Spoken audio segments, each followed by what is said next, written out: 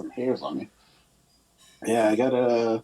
We should go get to. I mean, you've seen it. I haven't, so I should get together. With Charles? Yeah, Yeah. is he's training at Sugi's for now? I guess while he's in town. So he was there Monday, Mm-hmm. and he was supposed to come by um, the Friday classes I cover, but he wasn't able to make it.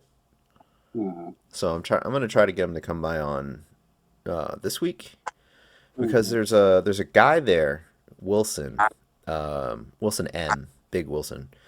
Him and Charles are very similar, and I think they would get along. And Charles is probably about 5 years older, Mm-hmm. and I think he's got some insight that Wilson could benefit from. Cool. Yeah. So, um, Recording in progress. I recorded in one space and not the other. That's okay. Mm. Anyways, Wally, how have you been? It's been a while. I have been good, I guess, for the most part. Lots of family stuff, you know. Mm-hmm. And also just family stuff, you know.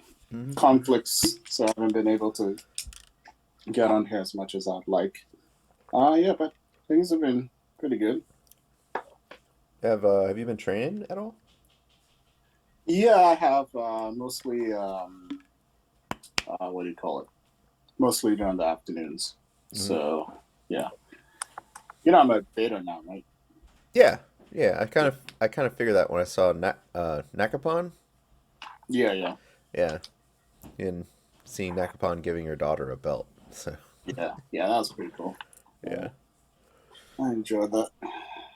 yeah. The last time I saw him, I was standing next to Dovka at the DC Open, and Uh, Dovka turned around to point at something, and he elbowed Nakapon while he was going by, and I was just like, "Uh oh." but Nakapon like choked him out. No, Nakapon was like, "Oh, I'm sorry," and he like kept going. I was like, "Oh, Yeah, okay." You know, close call. I know who he is, but I've never interacted with him, and I've never, um, I've been in his vicinity a few times, Yeah, but I've never interacted with him, so I don't know how his personality is. But I hear he's a good guy. I Kerry's a good guy, and like I've seen him interact with some students, but I've actually never like met him. Hmm.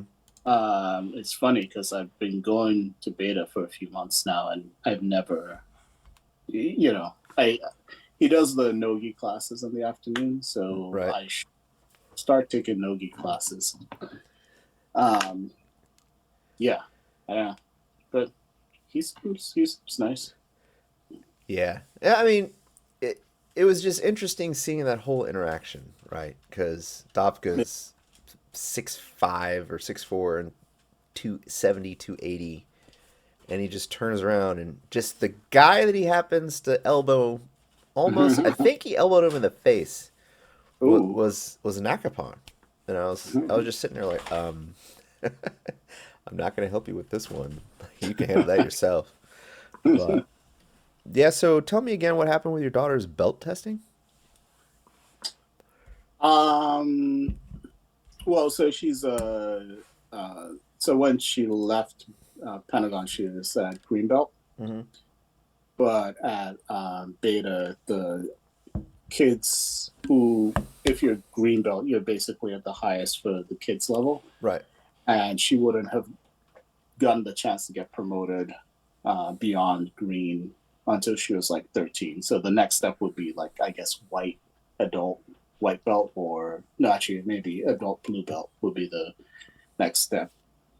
So she her belt color changed to gray, so that she gives her some leeway to continue training and continue getting promotions, and also to continue learning more technique basically.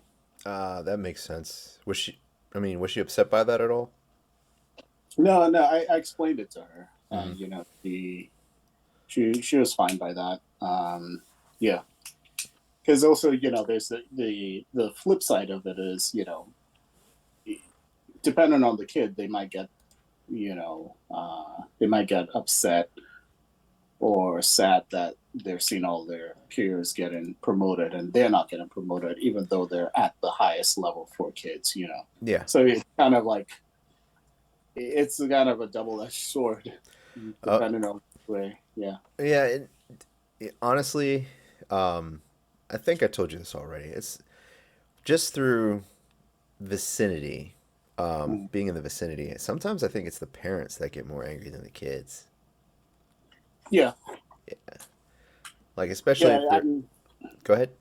Yeah, we had that whole, chat on, this could be a topic. Yeah. On, what do you call it? On Messenger. And I think it's, I think it's like, if you train, then as a parent, then you understand, what's required for belts, you understand that stripes and belts aren't just handed out, that your kid has to put in the work. Right. So, and then I think with kids also, there's also that extra level of, they have to be respectful and they have to, they have to basically exhibit all of those characteristics, not just at the gym, but also outside of school and at home. So Right. There's that added piece to it. So yeah, but I think, it just depends on the parent, really. Yeah. Yeah. I mean, like Theo and Lars, for example, right? They're at the exact same level, and there's self doubt in one, and there's admittingly like an abundance of confidence in the other.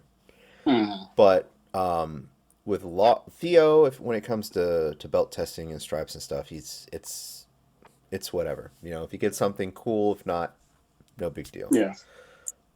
My younger son, it's like the end all be all of his life. Yeah. Oh my God, I didn't get a stripe, and he's like throwing fits. Like one time, Theo, my older son, got a stripe. My younger son didn't. So while everybody was lined up, Lars turns around and just walks off. And I was sitting there like freaking out silently, like, oh. And I was like, I was looking at Master Sugi, and Master Sugi just like stared at him and was like, I'll talk to him later. And I was like, oh, okay.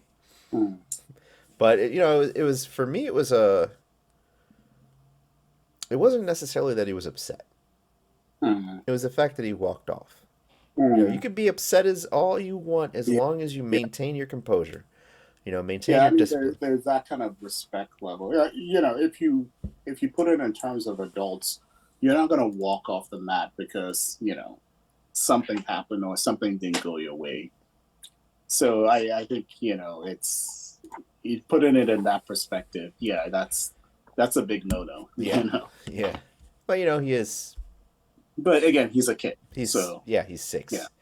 Yeah. So, it's helping teach kids classes has given me a bit of insight into a lot of things, and it seems to me to be the case that the parents who generally stick around through the class, their kids are usually, the majority of the time pretty well behaved. The kids by stick around, you mean like they're during the class, right? Like sitting in the room. Those kids are pretty much well behaved, and you could tell the ones that are just behaving because their parents are there, because they look around a lot, especially like, when they're thinking about doing something, they're checking to see if their parents are looking. And it's not a lot. It's like a minority, but that seems to be the case, and I've been observing that for a while, and whether that's the matter of the fact, I'm not sure. I'm not like a child psychologist, but that seems to be what it is. Now, there are 2 young men in the class which are a big, what do you call it? Puzzle, confusion, enigma. That's They're a big enigma to me because they will do basically whatever they want. And we have to constantly course correct them, constantly say their name, Yep. constantly separate them. And I was curious to see how they would react when their parents were in the room. So Mm. a couple of times, well, the first time I saw their mom in the room, they completely ignored her. Like they didn't do the behavior I observed with the other kids, where they would glance at in the direction of their parent, Yeah. and then evaluate They from there. kept on. Uh-huh. They didn't look at her at all, and they just kept like doing what they wanted. So I was like, Mm. huh, interesting. And they just need a little guidance and discipline, and that's fine. But I was like, I wonder how they would react when their dad is in the room. Mm. And I figured, all right, like it's got to be a little bit different, because generally the dad gives like um, a sense of fear into the kids. I have to behave because dad, right? Mm. Yeah, same thing. They completely ignored it. And I was like, that is bold, but Yeah. interesting, So, and that led to other questions, but I wasn't really necessarily. I was like, hey, this is above my pay grade. Like I'm gonna leave all that alone. But Yeah. yeah, Yeah, I mean, I think a lot of it also has to do with the kid's personality.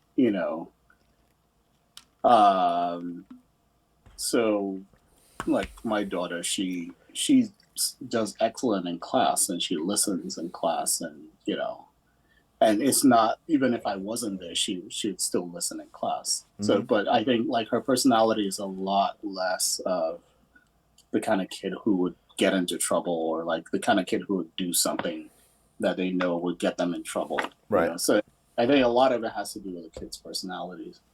yeah, yeah. The two young men I'm thinking about are twins, so Mm. they kind of feed off each other. I was gonna say it's a good test. Yeah, See if one twin does something different. yeah. Well, it's actually kind of interesting as well because like they'll I noticed one like for about a week when we would call one, Mm. it always was the one who was furthest away from us that would answer. So I caught him. I was like, Mm. "Hey, so and so," and then the other one would go, "Yeah." I was like, "Huh, Mm. okay." And then a couple minutes later, I'd say the other brother's name, and then the same one that answered that was across the mat answered again, and then the one that was closest to me just looked at me like, we got caught." So they do play little silly games like that, Mm. but it is what it is. Mm. Yeah. So, have you been doing any judo recently? Yeah. 1 minute. I need to get something real quick. Sure.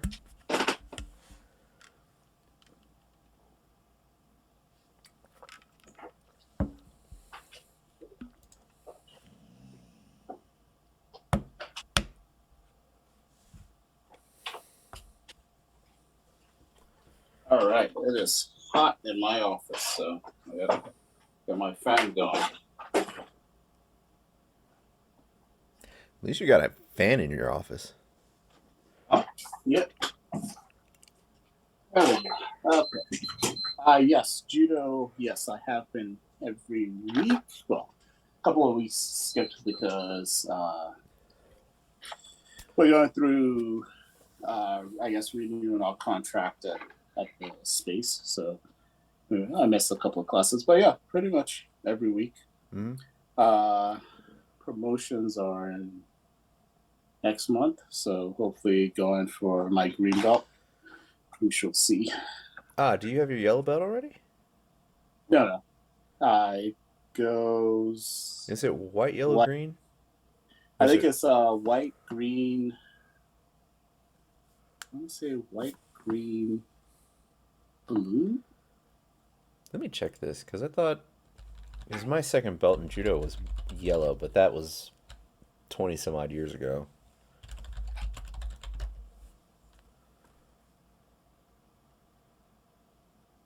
Oh, I think um, that's for. Is that for kids? Is the let me check. For adults, it's white, green, blue. Yeah, there you go. Yeah, White, green, blue, and then brown, brown. black. Yeah. There's only five. Oh, there's only five belts. White, Yeah. green, blue, brown, black. Oh. Yeah. Yeah, So for that should be. Sorry. Go ahead. for juniors. Oh, wait a minute. US there's different systems. Yeah, I think it's like U.S. Judo versus US USJ. Yeah, USJF it's white, green, blue, brown, black. USJA it's white, yellow, orange, green, brown, black. Yeah, we're just definitely under USGF. Okay. Gotta sign up for membership. Yeah, we must have followed the USJA because Mm, yellow belt is in there mm. for both senior and junior. But yeah, it's should be fun. So I'm learning a lot. Yeah. Unfortunately, I haven't been able to very effectively translate it to stand up in BJJ, but I just need to figure out the right technique. Well, you have to modify it a little bit. Hmm. What they call the old rules that I think they call it now freestyle judo. Like I feel Mm. like that's a little bit more applicable to jujitsu competition because in those under those rules, there's no problem grabbing the legs, right, and Yeah, the yeah, you pants. can't grab legs now. Yeah. Yeah. So there's some techniques that are different now because you had to modify, update them so that you didn't get disqualified from grabbing the legs. Like Kataguruma, the fireman carry. Like when Mm, I learned it, you hooked the leg, lifted them up, dumped them. But now mm. there's like different variations where you don't grab the leg at all. And they're a little bit weird to me, but it is what it is. Um, Here's a question. Uh, Mm. do you know your judo instructor? Where did he learn Yeah. judo? I don't know his instructor, but we're under Shufu. Is, Um, is that I don't know if that's gonna the Japanese? so you know how it's split up in the states is split up into different regions. Right. Yeah. So I don't know.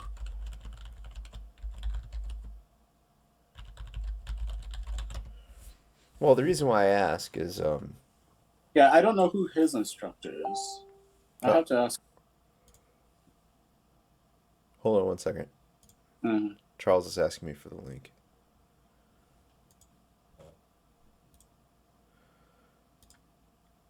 So the reason why I ask is something interesting happened, and mm, I was wondering if it was because I just did it wrong. mm-hmm.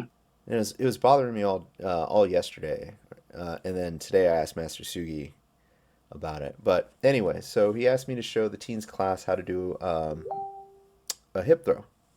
Yeah. So I did it the way that I was taught, and I had my foot placement exactly as I learned it. And the hip throw is one throw that I've always been able to do, according to everybody else around me, very well. So I showed it to the class, and then I was going around correcting people's foot placements, Mm-hmm. and then he was telling the teenagers, "Oh no no no no, put your foot out a little bit." And I was like, "Oh wait a second, like am I For like like Ogoshi. yeah like Or, a more like a Tayatoshi, like the oh, foot okay. placement went from to more resembling that." So, uh, Wait, you were trying to do an Ogoshi, but the foot placement was more of a Taitoshi. right. Ah, So I was like second guessing myself, and I was like, did I remember this wrong? Because again, I did this 20 years ago, and so I mean, the way I learned it is your feet are very close and together and your feet. So basically, your feet are center in the middle of uke, right, and then you grab across, and then it's your hip that you push out to oh, the side, and then that's what they go over. Yeah. right. So, long story short, I was like, hey, I was talking to Master Sugi, I was like, did I do this wrong? Like, I don't Mm-hmm. remember, I don't remember doing it that way. And I figure it may have been the difference between my judo instructor learning from Mm. a Korean uh, Uh, judoka versus Mongolian judo, but mm. it wasn't the That's a case. point. That wasn't the case. He was like, "Oh, no, no, no, no. That's just the way. It's a little bit more effective." And even though I think he said I'm not 100% sure, but I think he said it's not correct form, but it's Mm. effective. So I was So like, he made it's huh. basically his modification of it to make it more effective for I yeah. think so, yeah. So I was like, oh, okay. Well, and at the same time, I was like, okay, I feel better. I Because I thought I didn't told, completely mess up and yeah, like teach the kid something wrong. right. And he's the judo Olympian, right? Like Mhm. he's the number one guy. So I You was mean you didn't correct him and say that no, that's nope. I mean, I will modify and do whatever he tells me to. I trust him. Mm. So like if I Yeah, do I guess. something wrong, like and he tells me, Tom, you did that wrong. Like no problem. How do I do it right? Like it Yeah. doesn't hurt my feelings, but I just it wasn't that I was worried that I just completely did it wrong necessarily. It was more the fact that I was worried I disappointed him. Does that make Mm. sense? Yeah, Yeah. yeah. So, again, it is what it is, but in the end it worked out. I was like, yes, Mm. I didn't totally botch that. So, Yeah, it's a lot of it's a lot of kind of responsibility and kind of stress, especially when it's he put a lot of faith in you to teach kids and stuff like. And on top of that, you want to do right by your instructor. So mhm. yeah, I get it. It's Yeah, for me, jujitsu and whatnot, like this whole thing is all fun. And it's a hobby, mm-hmm. and for me, it's a lot of fun. If it wasn't a lot of fun, I wouldn't bother with it. But the one thing that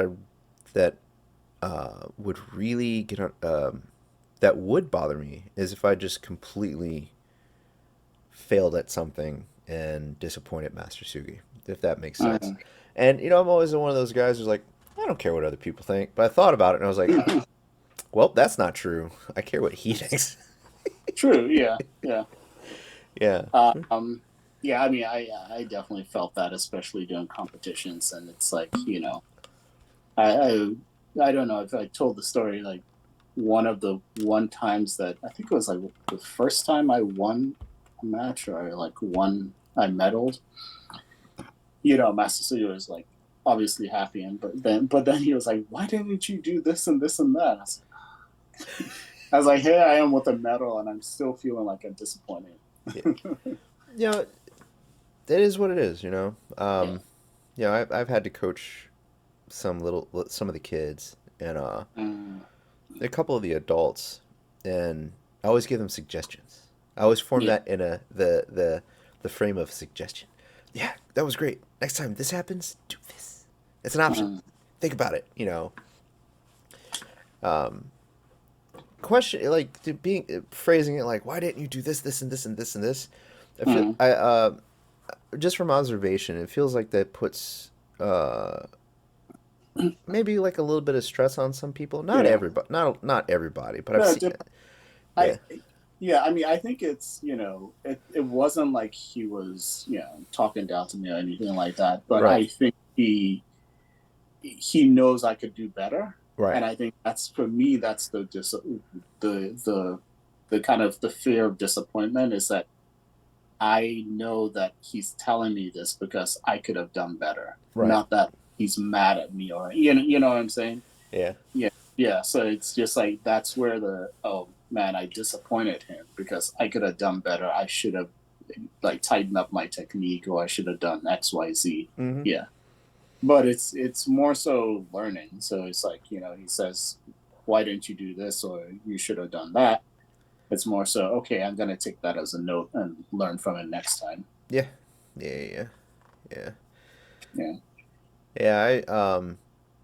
Yeah. I think my first competition where I lost, it was Grappling Industries. I lost all of my matches, Yeah. and I was thinking about it, and I was like, all right, I can't be mad at myself over that. And I was for a little bit, Mm, but I thought about it, and everybody in that bracket was over 6 foot tall and had mm. 20 pounds on me because it was ultra heavy. Yeah. So everybody was just massive. And 6 foot people about 6 foot tall always give me a problem anyways. And they're still a bit of a challenge even now. Mm. So I thought about it and I was like, yeah, I'm gonna have to let that one go because Yeah. I mean, it's funny. You're not gonna last in this, you know, sport or whatever you want to call it if you can't learn how to let stuff go. You know, yeah, definitely. I think I learned that pretty early. But I think where I am now is, I'm trying to, they always say it's a journey. As cliche as it might sound, it's Hmm. true that it's a journey. So I'm trying more to enjoy where I am currently Hmm. in this journey and kind of take that in and not rush to get to the next step. You know what I'm saying? Hmm. Yeah. So it's taken some rewiring of my brain. And especially like because of COVID, during COVID, I wasn't training. I was off training for a bit more than 2 years, like absolutely no training. Right. So jumping back into it, I wanted to go 100 miles an hour. And I think you kind of lose some perspective when Yeah. you kind of have that mindset. Yeah. So I just had to tell myself I have to like slow down and I have to really kind of take everything in. So you're telling me you didn't just get with like a pod of people and train in someone's basement the entire time? I wish I did. I don't know you know, anybody who did that. yeah. It's like, Yeah, I was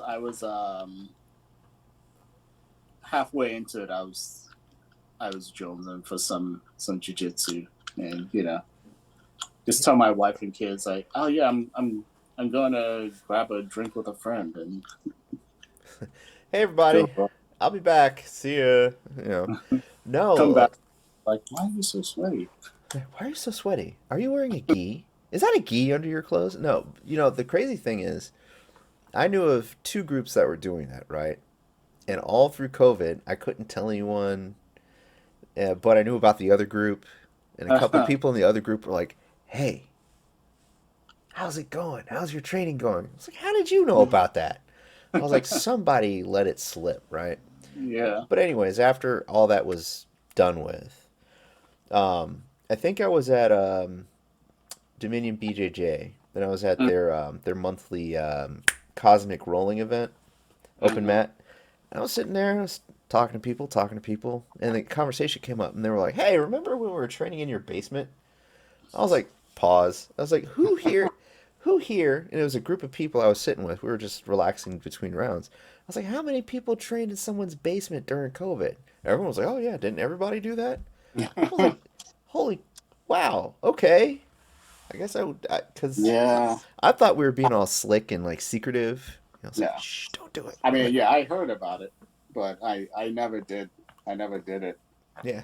Yeah. Apparently, a lot of people did that. Mhm. Oh, hold Also, on. I had like a newborn, so it's just kind of like the risk was too much for me.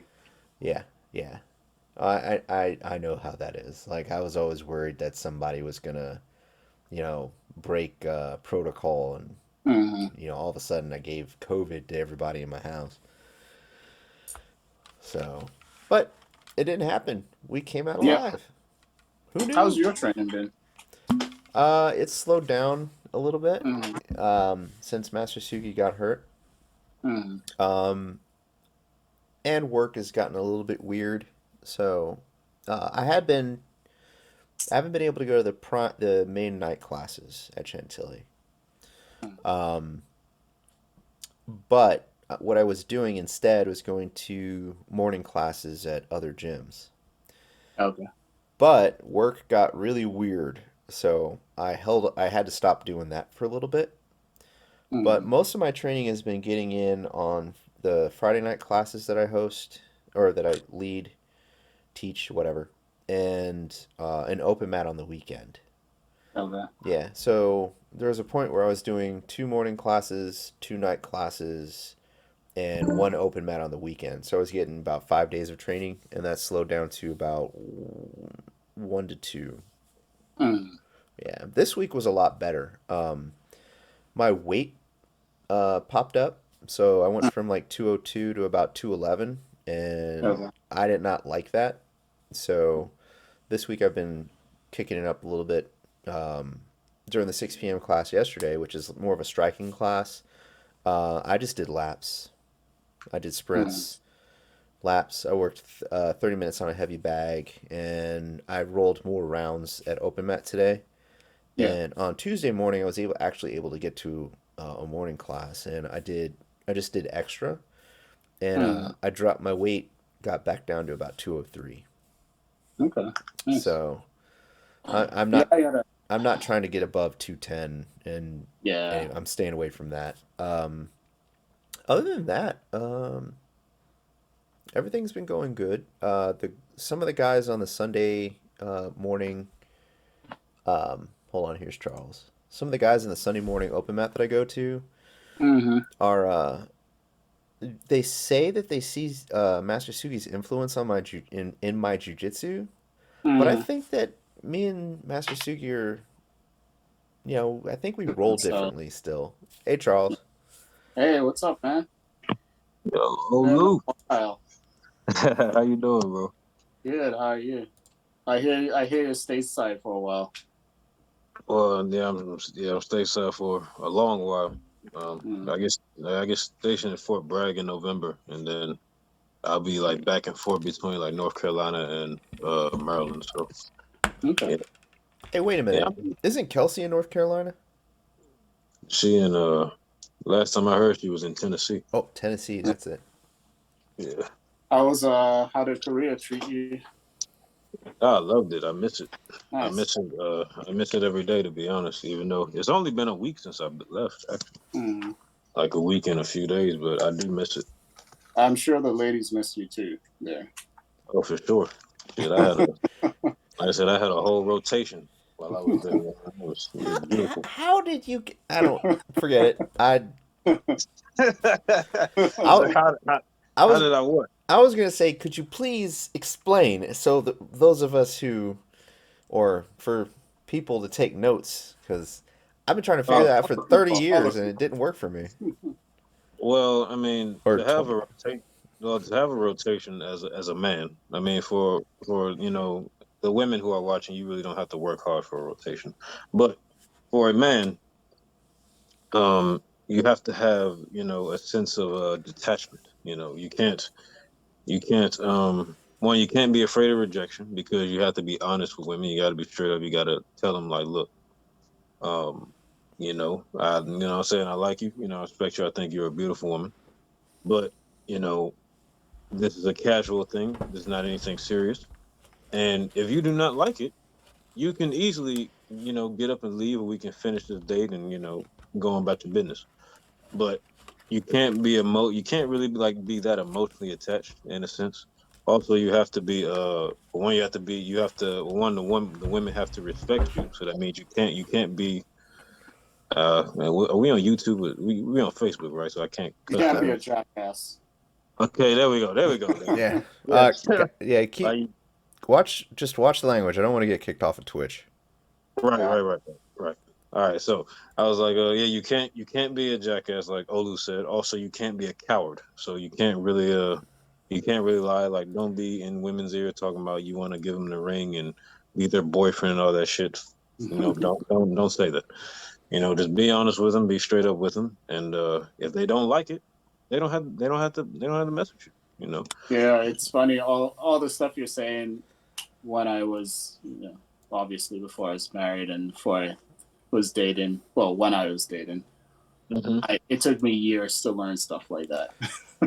Yeah, I because like, yeah. I'm sorry. no, Go no ahead. one Yeah, handed sorry. me the book. I yeah, had all. it, yeah, it just wasn't. I honestly, it wasn't my thing. Like I couldn't do it. I love it. First of all, it was hard enough for me to get a date in the first place.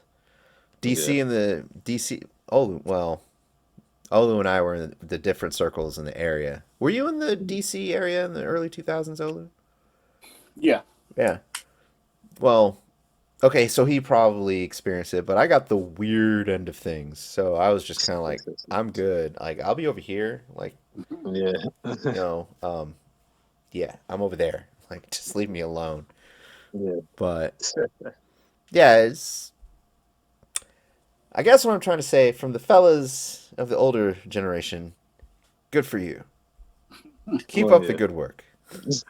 Well, like with me, it's kind of different because I don't really care about relationships because, like I said, I already been in love. I literally had an engagement, so I already went through that shit. I really don't care. So, and even after I ended things with her, I really don't look at women the same. So, because I learned a lot from being with both her and the women I was being with, I learned a lot about women. So that's why, like from now on, like no woman gets a relationship from me. She has to earn it. You know, that's why I'm honest with them up front. I'll be like, this is a casual thing at first. Like, I don't, like I said, I don't really entertain women unless, like I said, unless I'm having sex with them. You know, not very very few women get the friendship pass, and obviously, like Thomas, you know the women who get the friendship pass with me because you know some of you know pretty much most of them. Yeah. You know what I'm saying? But that's because like they share like deep meaning to me in my life. You know, if I'm just like I said, if I go up to a girl in Starbucks and I think she attractive, I'm not going to her and be like, hey, I want to be your best friend. Like you know what I'm trying to do. Like let's cut the BS. You know. So like I said, and if she don't like it, all power to her. You know. I mean, she's gonna have sex with another guy, but she just won't choose me. You know what I'm saying? It is what it is. You know. Hey, but a Honestly, lot of you Huh? know, honesty works. yeah. It's just a lot of guys are afraid of rejection. That's really what it is nowadays. So Yeah, so one of the, I guess it was my early 20s. There was this bizarre situation that occurred, and I went on a date with a young lady that I actually really liked. But she had like, mm. I'm not going to go into it other than saying she had a stipulation that was like uh, wholly unacceptable. So I was like, nope, I'm good. I what was the stipulation? The men of the podcast need to learn this information. uh Yeah, you can say there's a stipulation and not say what the stipulation all right, was. so Exactly. all I'll say is between American University and what's the other Georgetown University, for a brief period of time in the early 2000s, the ladies there were trying to include other people into Yeah. their dating habits, and I wasn't down for that. And it was Mm, very short lived, because like no guys were like, no, we're not down for this. See ya. We're gonna go somewhere else. mm. But Oh, she wanted you in the rotation. That's what it happened. no, it was not a rotation thing. It was a trying to force Multiple. another guy into the, and not straight guys. Ah, Uh, Yeah. oh hell no, So that's why I said it was very short lived, because it was around that time where they were pushing that metrosexual lifestyle. man. Yeah, and they were like, "Oh, in order to date me, you also have to date my friend here." And it was like, "I'm good." Yeah, I'm not. Like, Hey, I'm not that word that rhymes with luck. All right. yeah, that does not work for me. Yeah, So, I'm not lucky. You know. but so Yeah. in that instance, it was actually kind of interesting because a year later, that same young lady came and apologized to me about that whole thing, mm. Yeah. and I still said no. I was like, Wait, she apologized and then she still wanted to like date you, or no, she apologized. She was like, "Look, this was a bad idea. Everyone was convinced it was a good idea. You mm. know, I'm sorry. Can we go on a can we try again?" And Yeah. I told her no. I was No, you like messed up. Messed up. If you honestly thought that scenario was a good idea, I'm not going to stick around for other bad ideas that you Mm. could come up with that you put forth as something that other people should accept. Like I'm not up Yeah. for that. Yeah. You know, that's just a big can of worms that a lot of guys in that time period were just not having. And that's why, like I said, that's why it was short-lived. It was like Mm. less than a year.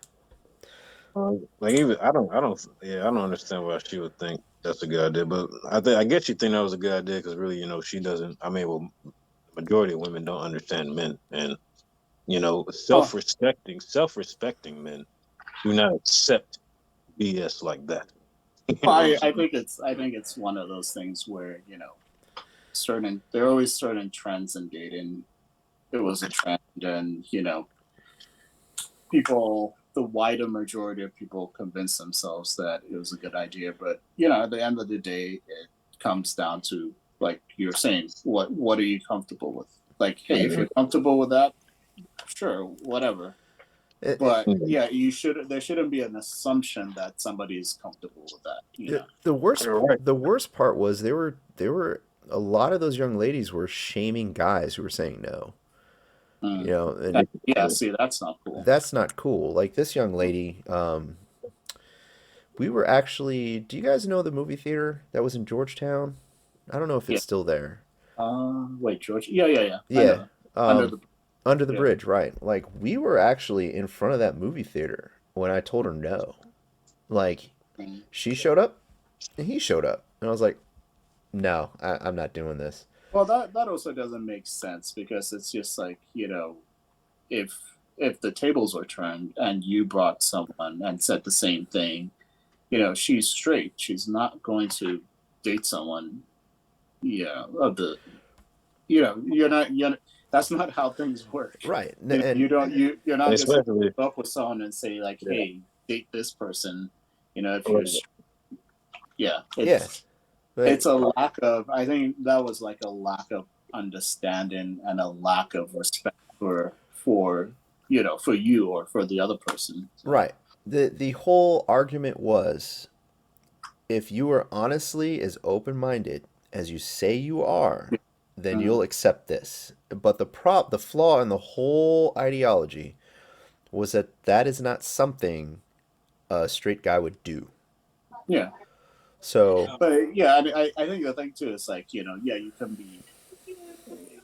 you can be open minded, but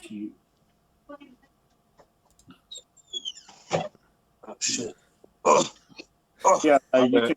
you can be open minded, but that doesn't mean that you should just accept everything. Oh, I think open mindedness is it's not that you just like accept everything. It's you think critically about it. mhm, You think critically about things, and then you decide whether or not that aligns with your views and your upbringing and all that other stuff. right.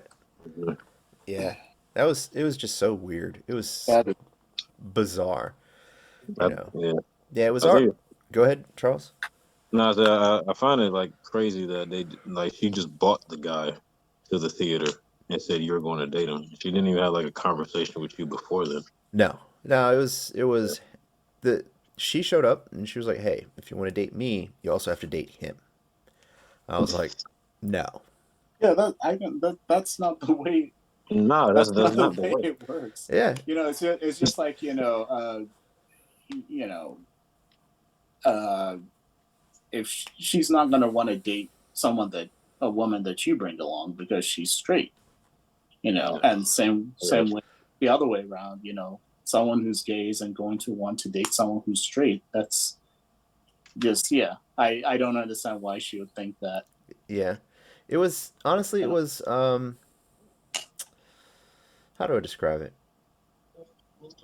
It was one of those things where, you know, at one of the so what ended up happening was that there was some sort of club at both of these two colleges, Mm-hmm, and the presidents of those clubs were best friends. mm-hmm, So those two ladies came up with this idea and convinced everybody in their club that this idea was a good idea, and mm-hmm. that just kind of spread like wildfire. And like I said, it did not last long. But the No, of the course. the crazy thing to me was that there were so many adults that heard this idea and that accepted it Yeah. without like critically thinking about it. You Well, know, was it like? I'm sorry. Was Was the group like full of women or Yes. like? Mm. Oh, well, that's why. There Yeah. you go. That I answers mean, the question.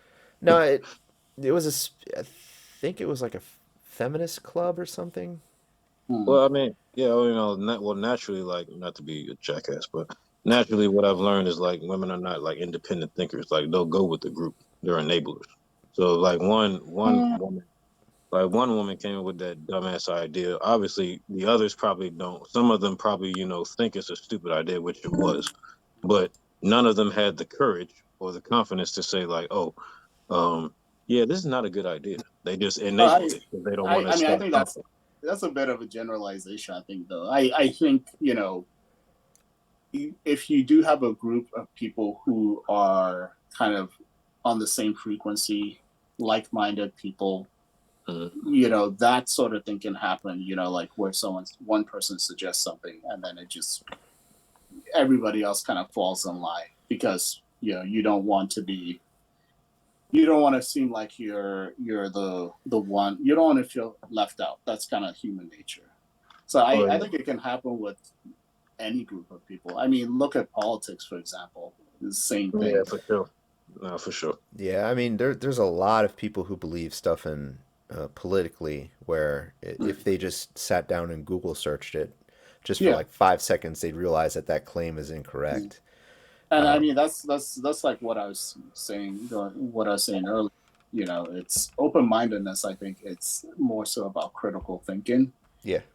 Like don't just take things at face value. You need to research it. You need to find credible sources and then figure out what's true and what aligns with whatever your viewpoints are. So I think I had this conversation with both of you separately, but one of the interesting things I found out when I was running my gunsmithing business was Mhm. how much information, bad information, that good people believed.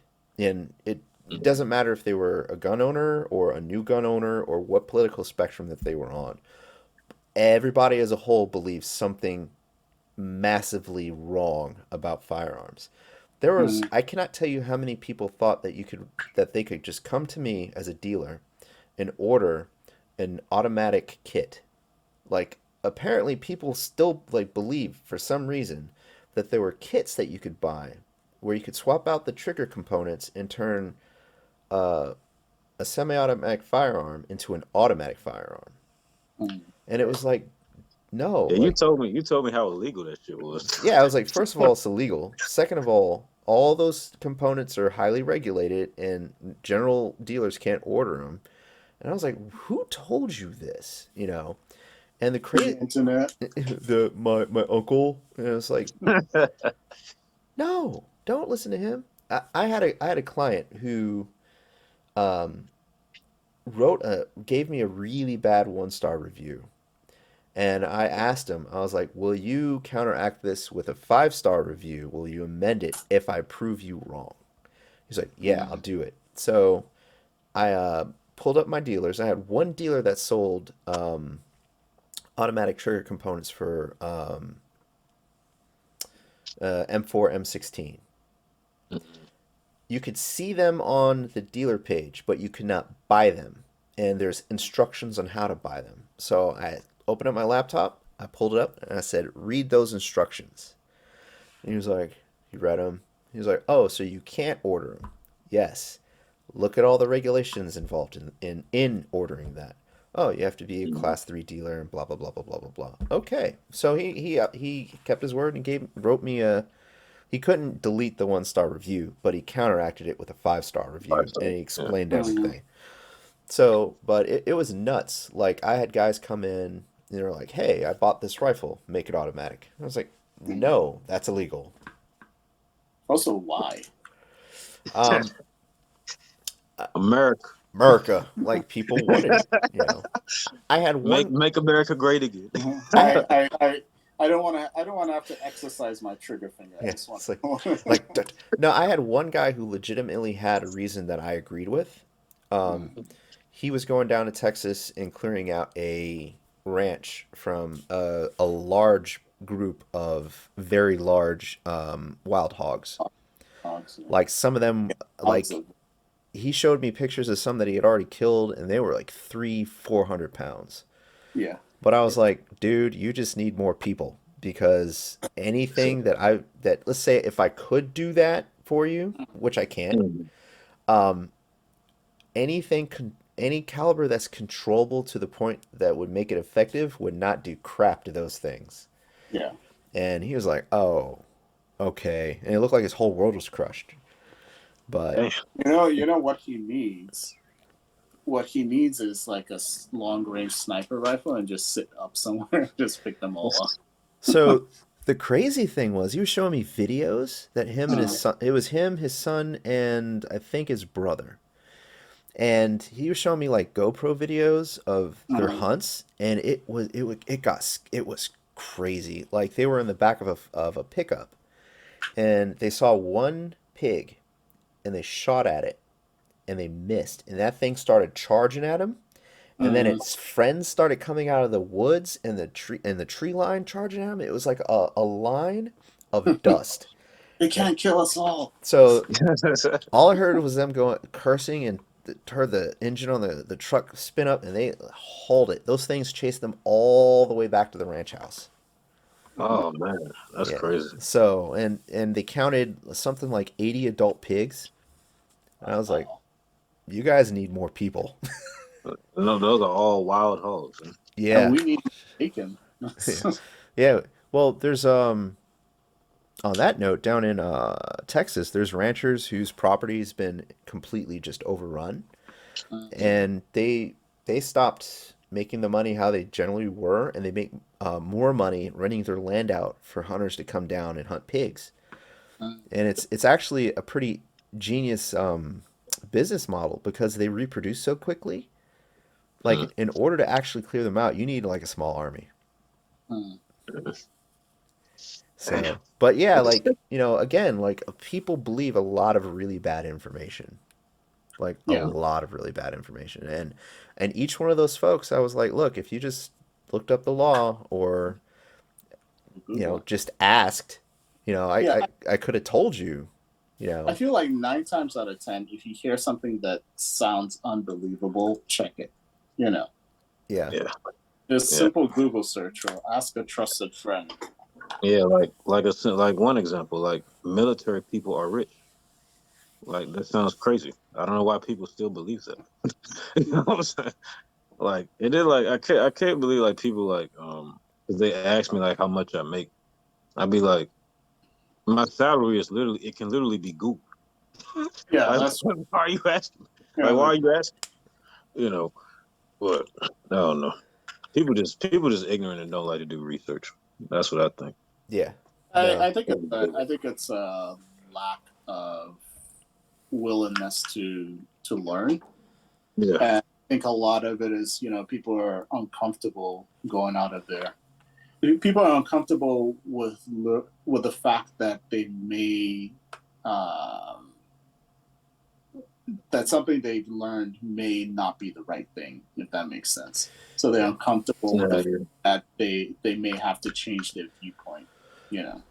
So another interesting thing is, I noticed that a lot of people, once they believe something, in order to, even if you give them proof to show them that belief is incorrect, they will fight you over it. And a lot of times they won't change their mind. And there's been a few things that I've changed my mind over, because my understanding of something was proven to be incorrect. Yeah. And so I changed my mind. It's like, okay, I was wrong. This is now what I believe. Moving on. And I've gotten heat for that. I'm like, why did you change your mind from the subject? Well, this is what I was presented. Read it, take a look. That's why. Well, how do you know this is true? It's like, it's from Harvard. Like, what do you want me to say? No, I mean, it's just kind of like, you have to be willing to change your position on things, because you don't know everything, and if there's a general consensus that something is true, well, I should say a general consensus based on facts and based on people who study these facts, then that's what you should be going with. Yeah. I think the problem is like people have this notion of, well, in my reality, that's a fact. I'm like, Mhm. no, there is the reality, which is the real world, and whatever is fact in the real world, that is fact, not in your. We don't care about your feelings. You know what I'm saying? Yeah, So I think a lot of times where people get information, it's very siloed. So it's just kind of like, you're people live in kind of an echo chamber, and they only go to one news source. They only go to one newspaper or one website to get all the information about everything. Which, All right. well, one story and then one comment. So another gunsmithing story on the my reality thing. I took I took a I took a tactical course, tactical carbines course, and we had one guy who was like acting kind of weird, and I sat down next to him for a little bit. Huh? Carbon tactical. Tactical rifle course. Okay. Um, and I sat down to him. I was gonna try to talk to him. I was like, maybe he's new, maybe he's nervous, whatever. You know, it was a beginner's course, whatever. And then he said he was fine, blew me off, and I was like, okay. So I went back to my buddy Steven, who I was there with. And then during the class, we were, there were certain drills where half the class would do them, the other half the class would watch. And he kept raising his rifle and pulling the trigger. And we were supposed to do like a shot sequence. He'd pull the trigger and just hold it. And then he would look mad, and he kept just reloading. And he'd pull the trigger, hold it, look at his rifle, reload it. And he got frustrated and he walked back off the line. I was like, dude, what's wrong? He goes, I think my rifle's broken. I was like, oh, well, luckily, I do this for a profession. Let's break it down and see what's wrong with it. So open it up, look at everything. It's lubed right. All the components are there. Nothing looks broken. So I was like, so what is it doing? He goes, I'm pulling the trigger and it's only shooting once. And I'm like, uh-oh. So what are you expecting this to do? He's like, I'm expecting it to at least fire until I lift my finger off. I was like, have you, what is your firearms experience? He goes, oh, this is my first time firing this rifle. Actually, this is my first time shooting. I just decided to take the course to learn something. And then he said something. I was like, well, this is not an automatic weapon. So I think that's what you're alluding to. This is a semi-automatic weapon. It's actually functioning as is. In order to fire it, you have to keep pulling the trigger. He goes, in my reality and my understanding of things, this should be an automatic weapon. And I was like, oh. I'm done. Have fun with that. I'm going over there. So I walked back to my buddy Steven, and he was like, I heard that, and I'm kind of disturbed. Anyways, long story short, he could not accept that his understanding of this inanimate object was wrong. So he kept going up to the line during firing drills and holding the trigger back with all of his nervousness. And he eventually just got frustrated, packed everything up, and left. The instructors didn't even have to say anything to him. They were like, look, dude, just keep pulling the trigger. And like everybody else, no. This is broken. This is an automatic weapon. I find something like that strange because it's just kind of like, even me I don't know anything about guns. I've never shot a gun before. I at least know that there are, semi-automatic and non-semi-automatic weapons. Yeah. And subject matter aside, it's the acceptance of incorrect information and the unwillingness to learn from it that disturbed me. That was my first time seeing that firsthand. And it was, I didn't know what to do. I was like, you know what? This is not the environment to argue with this guy. Yeah. Right. Have fun with that. Right. Yeah, but and like a guy or a woman like that, you know what I'm saying, who really can't accept the reality of a weapon should not even be in a environment like that. Yeah. Like if I was like to be with a soldier on the range, right? And I was like, okay, they're saying, well, the weapon's wrong. I was like, okay, it's on safe, right? But it's supposed to be on semi, right, when you fire it. So, but they keep firing it when it's on safe. And I'm like, no, it's on safe. That's why you're not shooting the rounds. well, it should fire on safe, you know, because in my reality, that's how it should be. I'm like, I'd be like, get off the range, man. Yeah. You know what I'm saying? Just I Like, think I you know, would say that it yeah, that person doesn't have any business with the weapon. what's a weapon at all? There's like it's you need to, especially something with like a weapon, you need to understand it. You need to learn about it. You need to that's just something basic. Like I feel like that's something basic that you should have gotten during like basic weapons training. Mm-hmm.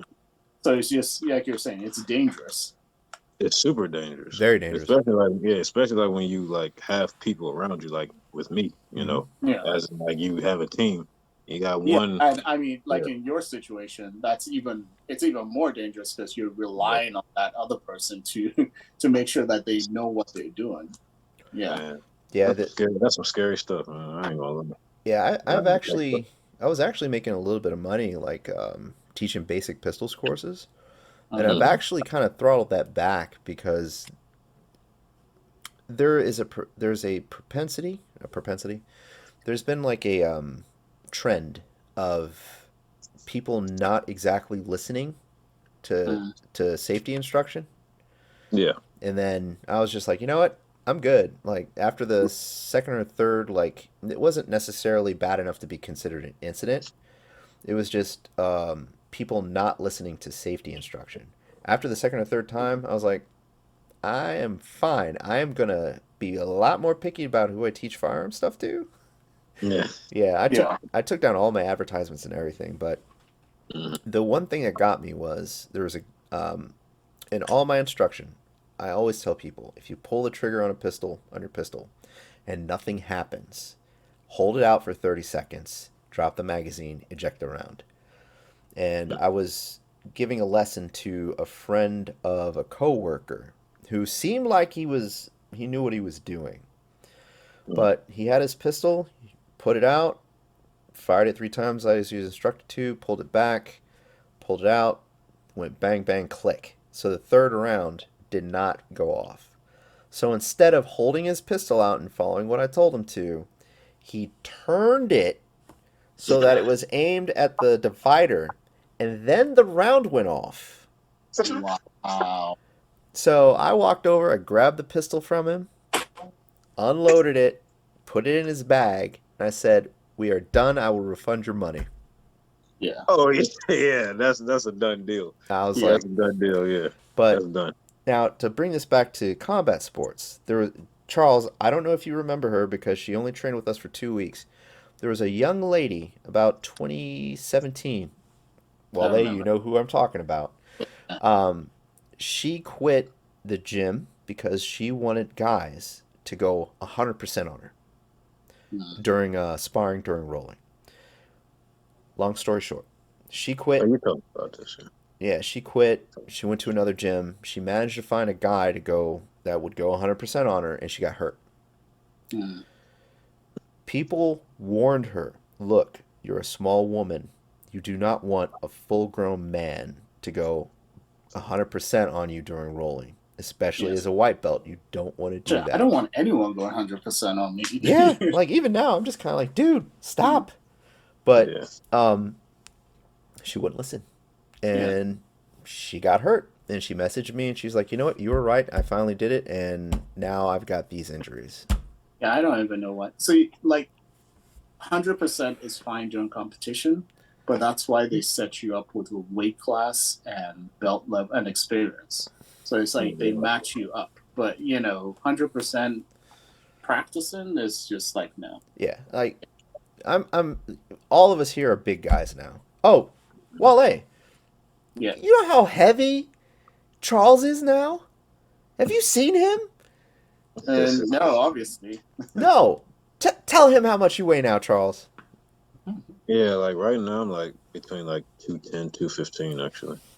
Like I weighed it when I was at last time I was at Belgium, King Kong, and I was in the bathroom. I just weighed myself. Yeah, that shit like was saying like 215, but I was eating all day. So Yeah. like and like now I'm starting to I know I posted on Facebook and like Instagram and stuff. But yeah, I'm trying to like get back to like the fighter diet a little bit. Mm, I mean, I would never fight at 55 again. That's done. yeah. That's over with. But I will try to like trim down a little bit because when I was in Korea, Olu, um, yeah, it was like restaurants everywhere, and the Yeah, fact yeah. is, yeah, it was restaurants everywhere, and then like they're cheap. You know what I'm saying? So Mhm. like you can go into a restaurant and like $15, $18 feeds the whole table. Wow. Mhm. Right. So and yeah, I was just eating at the defect and going out to restaurants. I wasn't really cooking that much, so I was just like lifting weights, eating what I wanted. And yeah, I pretty much like bulked up, but like now I'm trying to get like my midsection down. So Yeah. yeah, I gotta start eating better. My life, man. You know what? I'm mad at both of you because as soon as I dropped weight, both of you jerks got bigger than me. Yeah, I gotta. So I think in what are we, September? I probably like beginning of November. I want to start back up competitions, but I'm trying not to be in the ultra heavy just because it's a crapshoot what you Dude, get. So I um, don't know. How to drop down. a- Yeah. after watching Dovka compete at the DC Open, Hmm. I am never doing ultra heavy again. Like I was already not planning on it, but this time I'm it's a hard hell no. Like Dovka, he's like 6'4", like heavy, 250, 260, maybe a little bit heavier than that. He That's a looked giant. he looked tiny compared to the other guys there. He was the smallest dude in that bracket. Oh, And I was just like there's one guy who easily must have had 5 inches on him. Just massive. I'm 6'9"? He may have been. He may 6'8", 6'9". I'll dig up the picture and I'll send it to you. Like Please do. Dafka's looking up at this dude like he's a like he. It looks like a child looking up at a full grown man, but these guys are giants. And I'm not calling Dafka a child. I'm just saying like the perspective of that picture. That's Mhm. what it looked like. And I can't do that anymore. I did that twice, and I'm not doing it. Mm-mm. Yeah. Same What? thing. Like I think for a couple of my competitions, I did absolute division, and then I was just like, never again. I can't do absolute, especially if I'm gonna do, my own bracket and an absolute. I can't do it Yeah. because it's too much of a crapshoot. You never know. You could get like a Yeah. fresh. I guess it's open belt too. You could get like a fresh white belt who's just all over the place, or you could get like someone who's just gonna crush you. Well, they haven't done. I haven't seen the absolute weight and belt bracket Mm. in years. Like the last one I heard from that was when Mike did it, and he got annihilated. Mm. But recently, it's been just belt rank by belt Oh, rank. yeah. Yeah. Yeah, I honestly like never liked the absolute divisions because even like I think I remember like a few years back I think like me and you competed together in a tournament, Thomas. Me and you? Yeah, Me versus you? no, not me, not you versus me. What I'm Oh, saying is like Yeah. we I was we like, I don't competed. remember this. No, we competed in a tournament. Yeah, yeah, yeah. Yeah, I remember. because it was the first. It was actually the first tournament like you and I competed like together, and I Yeah, think Michael was there too. yeah, he was. Yeah, so even like during that, I remember like you competing in the that division, and you was like you barely could do anything to those guys, Yeah, and they were too yeah, big, they were they were thick, and they weren't even like that Yeah. tall. They were just like fucking like like just stocky. jacked. Yeah. Yeah, just Yeah. jacked. And then like I It's just saw like try getting like close guard on one of those thick boys, or like whatever, getting around their neck or something. Yeah. right? Dude, Uh, it was like fighting polar bears. I'm like, not even grizzlies, like freaking polar bears. And I was like, what am I supposed to do here? Right. And then Yeah. like I saw like this like this kid at the time, he looked like he weighed about the same as I weighed back then, like 170 or something. And he went up against like this white guy. Uh he had at least like the white guy at least had like 30 pounds on him. He just fucking crushed him, you Yeah. know.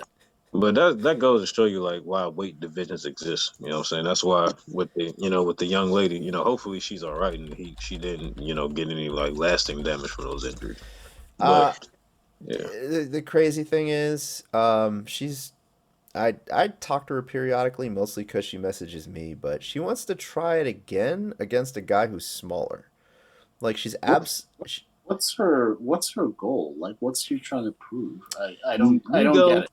ego, ego. that's the only thing I That's can what it think is. of because, Ego.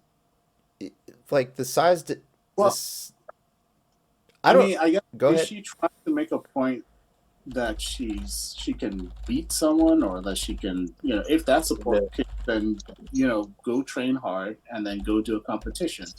It just doesn't make sense to me to look for the biggest person or strongest person and just go up against them 100%. I don't know what the point is. Yeah. I But don't men, either. but men and women are equal. We have the same strength level. I didn't want to go there, but that's kind of But that's so Let's is she be honest. do it? Well, is she only going up against guys, no. and then now she wants to go up against a guy that's smaller, or is she just going up against anybody, or wants to go up against anybody? So That's as I remember back at Pentagon, she was going against men and women, uh-huh. but the guys were throttling the intensity back because she's Yeah. small. She's like 5'1", 115, And I mean, 120 pounds. which is what you should do as a good jujitsu, Yeah, Yeah. even if we were doing partner. even if we were Yeah. doing striking, like I'm not going to go bonkers on somebody Right. half my size. Yeah. But, at the time I was 240, so I had 130 pounds on her about. Uh, And she was like, "Hey, go all out." It's like, "No, like that's insane." And then she got a little pissy at me. But I think what she's trying to do, I think she's trying to prove, maybe not prove. I think she's trying to see if a guy attacked her if she could defend herself. uh, I uh, I think that's it. But Again, it, ego. it's not smart.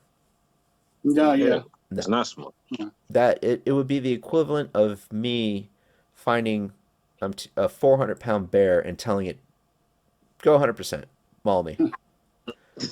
Yeah, I It's mean, like, I think it's, at the end of the day,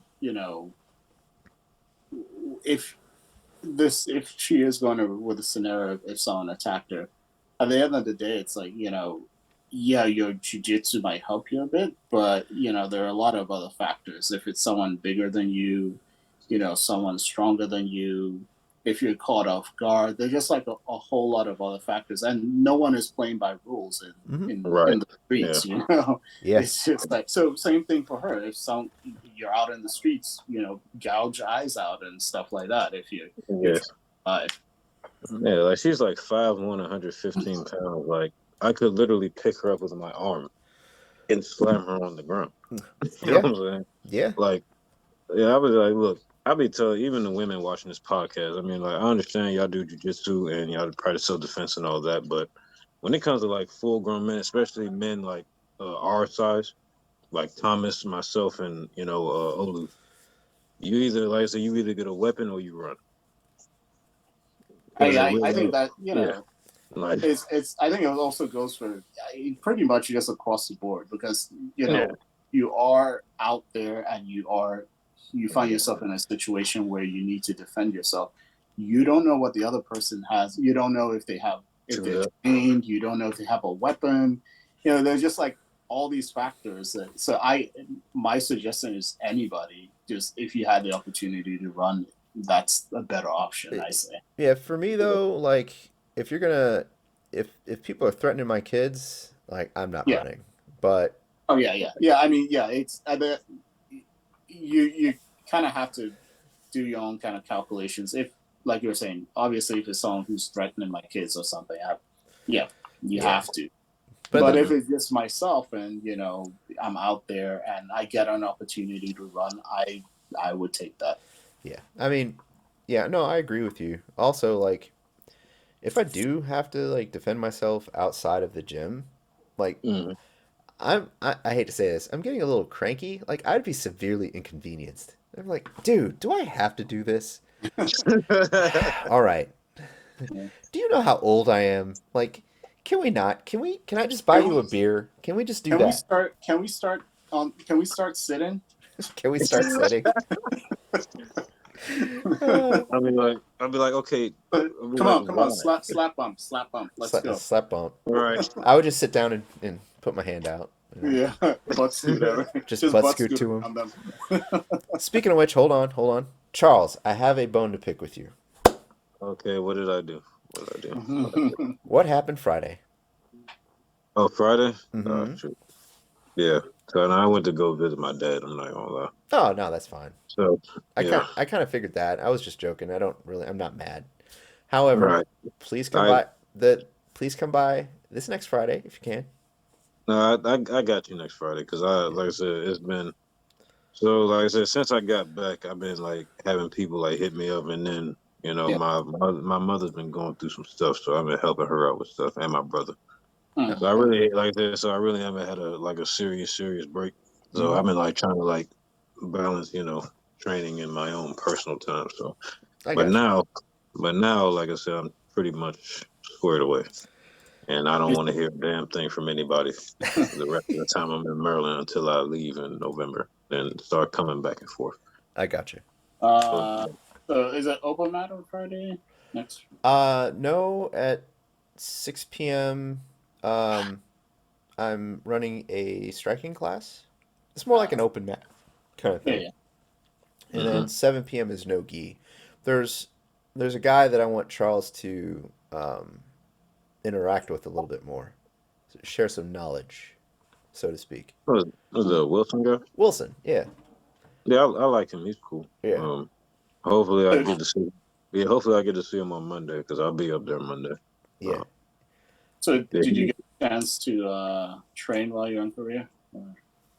Well, no, just mostly weightlifting and running.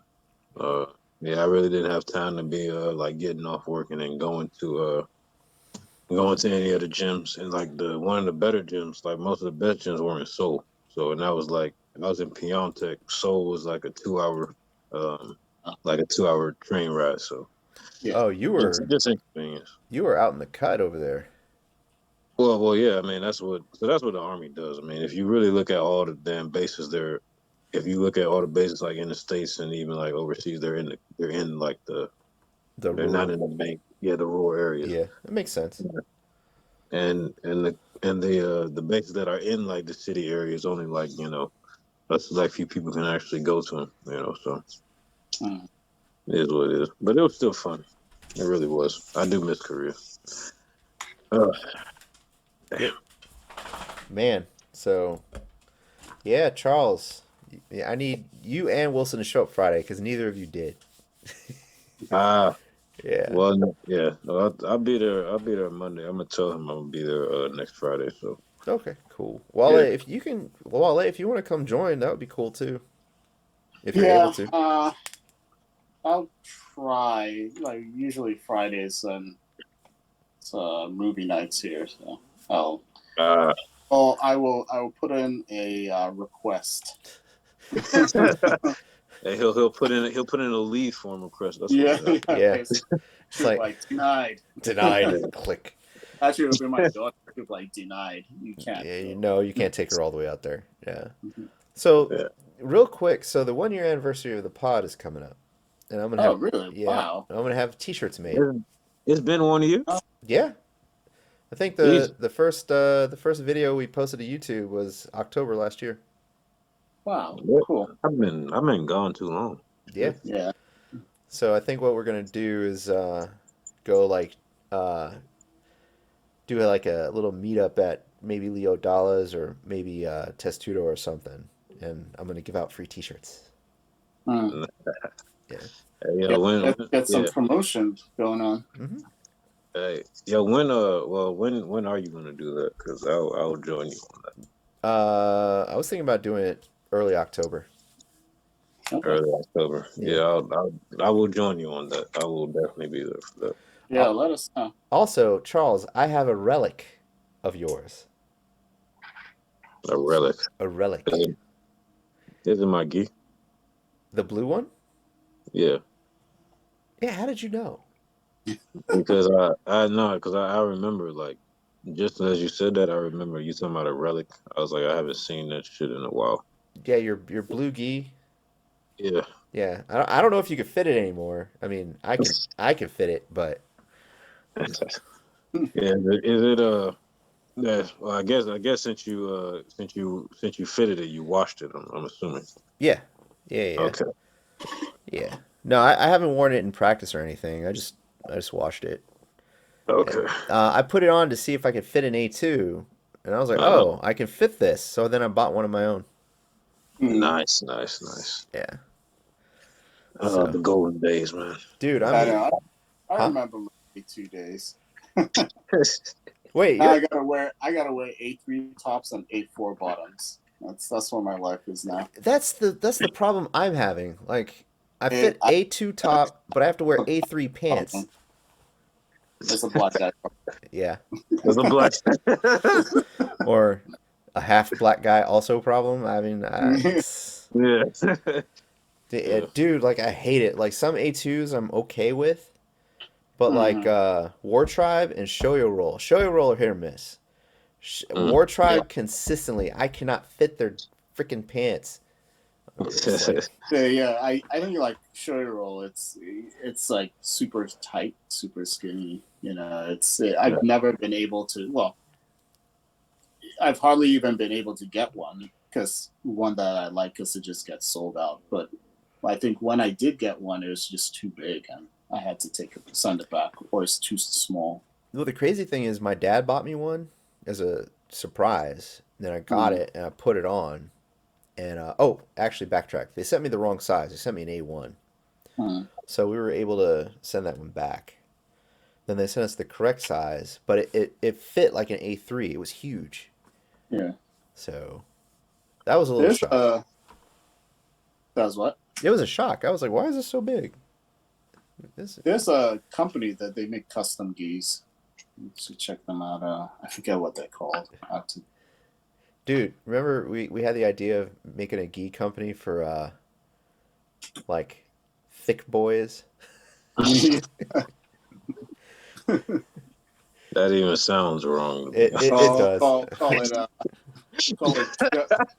Call it junkie geese. Junkie geese. Bored. I had trouble like finding clothes in Korea.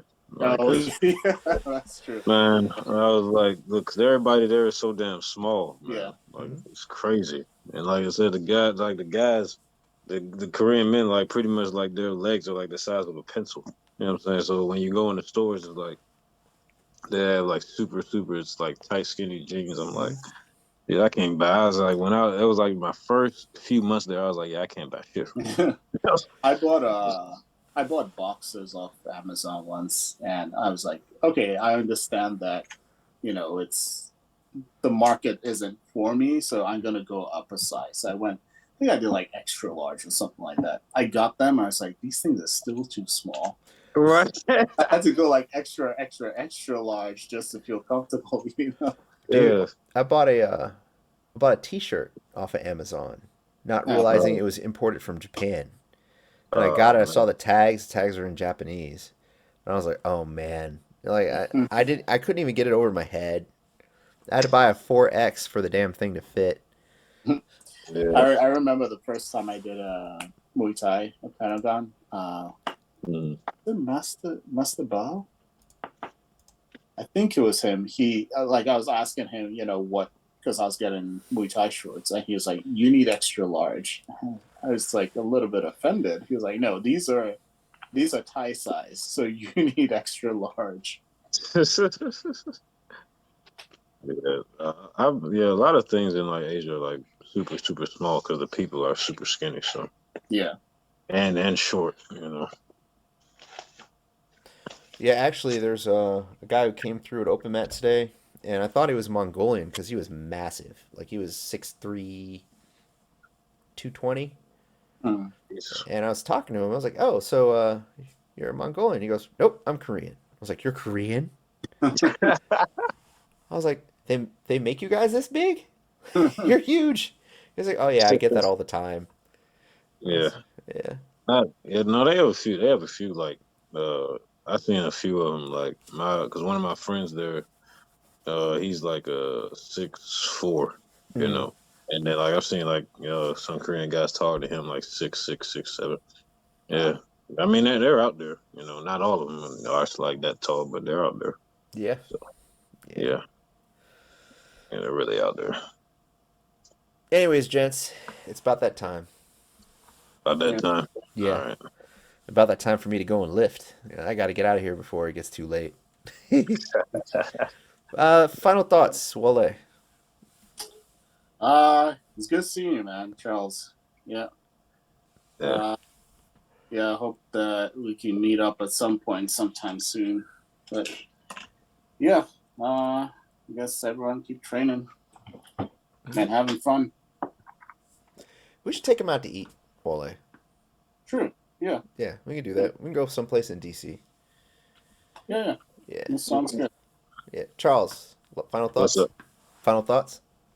Oh, okay. Well, it's a pleasure to be on the podcast finally after all this time, even though almost a year later. Now that I have reconfirmed it tonight. Man, it took me that long to get on here. Shit. Yeah, because the time zone difference between here and yeah. That's 16 hours, man. Dude. Yeah, I gotta sleep. No. No, but yeah, I would like to hang out with y'all again for sure, man. It's been too long. We've been through a lot, man. Yeah. Some of the people don't know. But yeah, but like I said, it's always a good time being on the podcast, and like I said, I'll be back on here as soon as I can. So Yeah. Just real quick, Yana was sick, so the plan for this week's cast was to go over some ADCC matches and some matches from some of our teammates at not Pentagon, them too, but Chantilly MMA. yeah. But I think next week when she's feeling a bit better, that's what we're gonna do. So if you guys want to join, that would be really cool. I really want to go over the the Gordon Ryan and Andre Gavoa match. Yeah, that man Gordon Ryan been trending a lot. I've been seeing him a lot on Facebook and Instagram. Yeah, have you seen the physique on that man? That is. I have. Oh, like that's some Greek god shit right there. Yeah. Andre was not small either. Anyways, guys, it was fun. Wale, it was good to have you back. Charles, I'm gonna keep my eye on you. Make sure you don't fall out of line. Trust me, I won't. Yeah. You know. All right, gentlemen. Go ahead, Charles. Sorry. All right. I was gonna say something stupid. I was gonna say tell to these women not to fall out of line, but look, man, I'm not a misogynist, y'all. I just love to have fun. That's all. I know exactly every podcast that you listen to, young man. But you know what the funny thing is? Like, I mean, I know we're supposed to end, but you know what the funny thing is that I've always thought similar thoughts, but I've never had the confidence to actually go through it. And now since I've dated women and actually been engaged, I figure it's not far from the truth. You know what I'm saying? Just like I said, I'm careful how I say it. You know what I'm saying? Because I don't, like I said, I'm not a misogynist. I don't hate women. I don't like to insult women, disrespect women. But there are clear differences between men and women. It's just what it is. And you need, and as the young men who are watching this, if you want to date women, you need to understand the differences between us and the female species. Because a lot of y'all be getting in toxic ass relationships, and it's y'all fault as the men. And y'all need to stop blaming these women. The young men. It's funny coming from Charles. Remember, when he turned 21? Yeah, I remember. Yeah. I was like, "Hey, dude, how old are you?" You were like 19. I I was like, "You're 19." Like, how old are you? I'm 36. Yeah. I was like, "I'm old enough to be your dad in some third world countries." I was like, I'm near 40, man. Yeah. Wait, yeah, you were 38. 38. Yeah. Yeah. Yeah, 38. All right, y'all. All right, I'm getting out of here. Y'all just All right. I can't do this. Y'all All are right. gonna get me in trouble. So yeah. Recording stopped.